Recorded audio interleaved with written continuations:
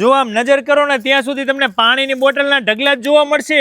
અરે અહીંયા પાણીની બોટલની માનતા રાખતા હોય છે શ્રદ્ધાળુઓ. ઇતિહાસની વાત કરીએ ને તો આ હાઈવે ઉપર વર્ષો પહેલા એક્સિડન્ટ થયું હતું બહુ ભયંકર.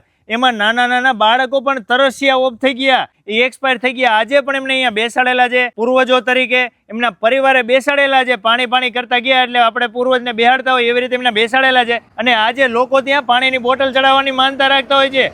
ગમે તેવા શરીરના રોગ હોય સાહેબ, પાણીની બોટલ ચડાવવાની માનતા રાખો એટલે દૂર થવા લાગતા હોય છે. આવી લોકોની શ્રદ્ધા છે, લોકોના દુઃખ પણ દૂર થાય છે. ત્યારે જ બધા અહીંયા પાણીની બોટલ ચડાવવા માટે આવતા હોય છે.